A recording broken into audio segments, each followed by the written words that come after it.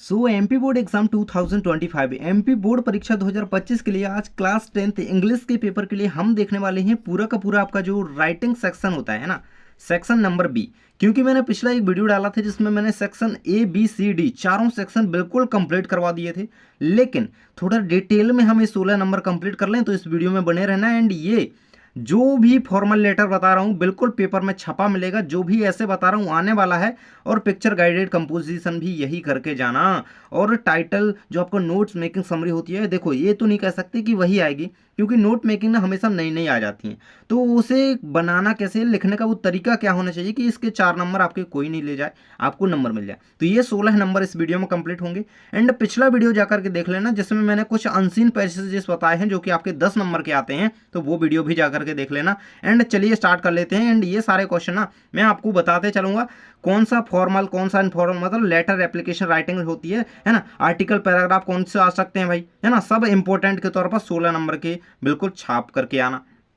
चलिए अब देखो मैं आपको बताते चलूंगा। आप सबसे पहली बात आ जाती है आपकी नोट मेकिंग समरी, है ना, आती है आपकी, है ना, make a notes and give a suitable title, इस तरीके से क्वेश्चन दिया जाता है। ये रहा आपका एक नमूना, है ना। तो ये देखो एक एक एक तरीके से इसको एग्जाम्पल के तौर पर कंप्लीट करूँ। आप इसको देखो भाई, इसमें देखो मेनली बात जिसकी करी जा रही है वो उसका टाइटल हो जाता है। एंड नोट्स जो होते हैं वो पॉइंट वाइज इसी में से आपको कुछ कुछ पॉइंट्स उठा करके बनाने होते हैं। देखो सबसे पहले क्वेश्चन में पूछा जाता है मेक अ नोट, है ना, नोट्स आपको बनाने हैं। और सेकंड दिया है give a suitable title also, है ना। तो टाइटल तो हमने दे दिया टाइम मैनेजमेंट। क्यों दे दिया भाई, क्योंकि देखो आप यहाँ पे इसको रीड करो अच्छी तरीके से।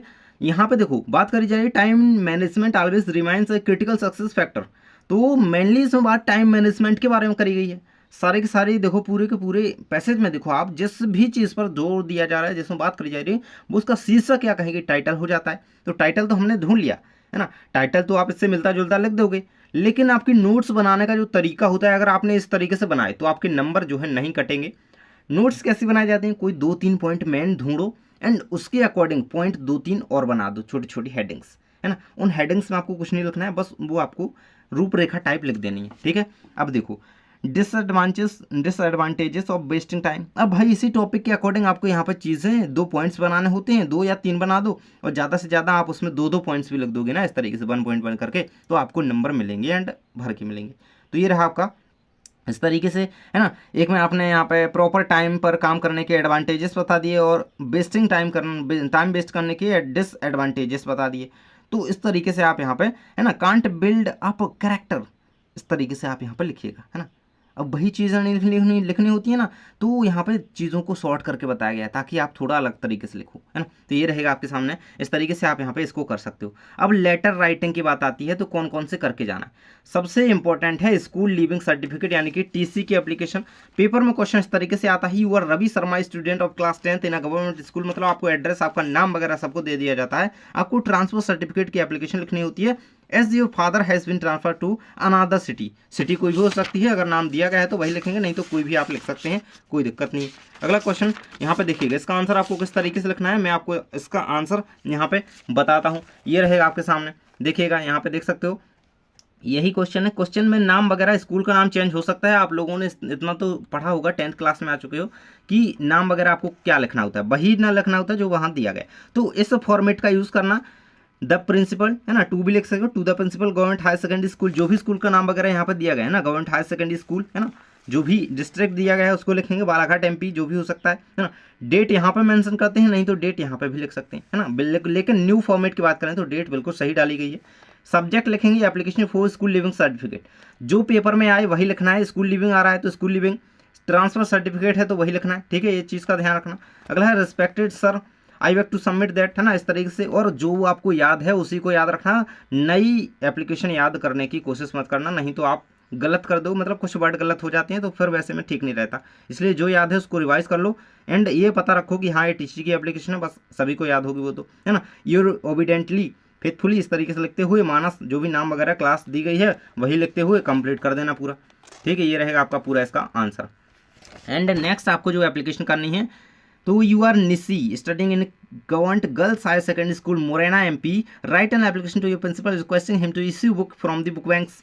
आपको बुक बैंक की एप्लीकेशन लिखनी है, तो बुक बैंक की एप्लीकेशन बहुत ज़्यादा इंपॉर्टेंट है, मैं आपको इसमें बताने का प्रयास करता हूँ, इसमें ज़रूर से मिल जाएगी। एंड ये आपको करके ही जानी चाहिए बुक बैंक की एप्लीकेशन, है ना। तो ये यहाँ पर कौन सी दी गई, देखो ये रही बुक बैंक की एप्लीकेशन। देखो यू आर नवीन शर्मा, नाम चेंज हो सकता है, वो आपको बात अपने अकॉर्डिंग ध्यान रखनी जो भी दिया गया है, नहीं तो आप कोई भी छाप सकते हो, जिस चाहे अपना भी लिख सकते हो, है ना। ये रहेगा आपके सामने, the principal government higher secondary school Rewa, आपको जो भी डेट दी गई है वो, है ना। आप जो टॉपिक है जिस सब्जेक्ट पे लिखना है बुक बैंक इश्यू करने के लिए, तो ये लिखेंगे रिस्पेक्टेड सर आई हैव, मस्त थोड़ा सा मैटर यहाँ पे चेंज करना होता है, बाकी आपकी एप्लीकेशन वही होती है ना। पूरा का पूरा आपको यहाँ पे इसको कर लेना है। ये रहेगा आपकी सेकेंड एप्लीकेशन कंप्लीट करने के लिए। एंड नेक्स्ट आपको जो करना है लेटर करना है। लेटर कौन सा करना है, यू आर आर एफ परिहार, आपको नाम दिया गया है आर एफ परिहार करके, आपको एड्रेस भी दिया गया है N32 Nehru colony Dewas MP, write a letter to your father requesting him to send you 500 rupees for purchasing some books. तो इसका आपको एक लेटर लिखना है, ठीक है। अब इसका लेटर आपको लिखना है, तो मैं देखिएगा यहाँ पे मैं इसका आंसर आपको बताता हूँ। जरा सा आंसर आपको, इस आंसर तो कंप्लीट करना ही पड़ेगा इसका, है ना, क्योंकि ये बिल्कुल आने वाली चीज़ है एंड ये हमेशा से आती ही रही है। देखिएगा जरा सा यहाँ पे मिल नहीं रहा है, थोड़ा सा वेट करते हैं एंड हम वही ढूंढ रहे हैं आंसर जो आपको चाहिए, ठीक है। तो ये वाला भी कर सकते हैं, आप अपनी स्टडी के बारे में अपने फादर को बता रहे हैं कुछ, है ना, उसके बारे में आपको लेटर लिखना है, जो भी अगर एड्रेस वगैरह दिया जाता है तो उसे कंप्लीट, है ना, वहाँ पे आपको पैसे मंगवाने हैं, और ये है स्टडी के बारे में थोड़ा बता रहे हो, है ना, तो इसको भी देख लेना, क्योंकि ये आ जाएगा या फिर वो आ जाएगा, उन्हीं में से आना है। एंड वो भी यार दिया गया था, शायद मिल नहीं रहा है, क्यों नहीं मिल रहा है, ये रहेगा, है ना, ये रहा, देखो रहा ना, यूर अभिषेक, हाँ नाम अभिषेक यहाँ पे दिया गया आपको। देखो यहाँ पे 1000 रुपये मंगाने हैं भाई, कोर्स बुक खरीदनी है आपको, तो इस तरीके से आप इसको कंप्लीट कर सकते हो। ये आपके सामने एड्रेस वगैरह सबसे लिखना होता है, डेट, है ना, ये फॉर्मेट आपका होना चाहिए, तो आपको नंबर मिलेंगे एंड ये याद कर लेना, 2-3 बार पढ़ लोगे आसानी से याद हो जाएगा ना। पैसे वगैरह का ध्यान रखना, जितने भी एग्जाम पेपर में दिए जाएँ वही लिखना है ना। एंड नेक्स्ट आपको जो करना है फी कंसेशन की एप्लीकेशन और कर लेना, है ना। एंड नेक्स्ट आपको जो करना है यहाँ पे अपने फ्रेंड को, है ना, यू आर निशांत, आपका कोई भी नाम दिया जा सकता है, ऐसा नहीं कि यही, है ना। तो अपने फ्रेंड को आपको अपनी सिस्टर की मैरिज सेरेमनी में इनवाइट करना है, तो या तो बर्थडे पार्टी में इनवाइट करने के लिए हो सकता है, या फिर मैरिज सेरेमनी में इनवाइट करने के लिए फ्रेंड के लिए लेटर आ सकता है। तो सबसे पहले तो मैं आपको बर्थडे पार्टी के लिए बता देता हूँ, ये रहेगा, आप देखो write a letter to your friend to invite him attend your birthday party. तो आपको अपनी बर्थडे पार्टी में अपने फ्रेंड को इनवाइट करना है, उसके लिए लेटर आप लिख रहे हो, तो इस तरीके से सबसे पहले एड्रेस, फिर डेट, फिर डियर दीपक, रामू, सोमू, सोनू, जो भी नाम है वो लिखेंगे। I am fine and hope you are enjoying good health by God's grace, इस तरीके से लिखिएगा। एंड योर लवली, जो भी आप लविंगली पवन मिश्रा आपका नाम है, वहाँ पे लिखते हुए इसको कंप्लीट करेंगे। ये रहेगा आपका बर्थडे पार्टी में फ्रेंड को इनवाइट करने के लिए लेटर। एंड नेक्स्ट चीज़ आ जाती है हमारी मैरिज सेरेमनी में फ्रेंड को इनवाइट करना है, तो बस थोड़ी सी चीज़ें इसमें चेंज हो जाती हैं, बाकी सारा वही है, क्योंकि है तो इनविटेशन लेटर ही, है ना। एंड नेक्स्ट हमारा इसमें आता क्या है, नेक्स्ट लॉन्ग कंपोजिशन के अकॉर्डिंग ऐसे आर्टिकल और पैराग्राफ राइटिंग आती है। तो ऐसे कौन कौन से करना है, my hobby, wonder of science और इंपोर्टेंस ऑफ इंग्लिश और value of games and sport, ये तो आने ही वाला है, बिल्कुल पेपर्स में छप चुका है ना, इंपोर्टेंस ऑफ इंग्लिश। तो सबसे पहले मैं आपको वंडर ऑफ साइंस का बता देता हूँ, यहाँ पे ये रहेगा आपके सामने वंडर ऑफ साइंस का, है ना। देखो सबसे पहले आप यहाँ पे ऐसे लिख रहे हो, तो पहले हेडिंग उसकी पता कर लो कौन कौन सी हम लिख रहे हैं। इंट्रोडक्शन तो लिखना ही है, कंक्लूजन, ये 2 चीज़ें तो हो ही जाती हैं कि लिखना ही है ना। एंड इन्हें कंप्लीट अच्छी तरीके से कर लेना।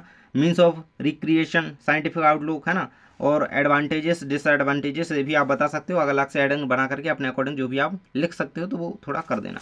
एंड नेक्स्ट आपको जो करना है वो रहेगा value of games and sport, ठीक है। इस पे अगर आपको कोटेशन लिखना है तो ये जरूर से याद कर लेना, है ना, ये इंपॉर्टेंट है, बिल्कुल लिख दोगे तो इसमें क्या होता है, एक मतलब अलग से इंप्रेशन जमता है। ये रहेगा आपके सामने यहाँ पे। एंड अवर मध्य प्रदेश, ये तो देखो जैसे देखो ये क्या है, पिक्चर गाइडेड कंपोजिशन, है ना, इस तरीके से क्वेश्चन आता है, इसमें आपको पिक्चर दे दी जाती है, ये ब्यूटीफुल सीन, इसके बारे में आपको इसको देख करके कुछ पॉइंट्स लिखने होती हैं, तो आसानी से आप इतना समझा सकते हो बस इसी को देख करके, है ना। बस थोड़ी मोड़ी टूटी फूटी इंग्लिश भी अगर बनती है तो आसानी से आप इसको लिख दोगे, है ना। I went to a mountain trip, है ना, तो आई वेंट टू नहीं भी लिखना है तो आई सी, इस तरीके से भी कर सकते हो। एंड ये सारी चीज़ आप इसके बारे में जो ट्रीज़ वगैरह हैं ना, रिवर है ना, माउंटेन है, तो क्लाउड वगैरह है, तो सारी चीज़ें आप यहाँ पे एक तरीके से लिख सकते हो, सिक्वेंस में लिखना, बस आसानी से आप इसको कंप्लीट कर दोगे, ठीक है। And next question online education, man and mobile, health and hygiene, देखो सभी से क्वेश्चन आते हैं, ऐसा नहीं है कि क्वेश्चन नहीं आते हैं।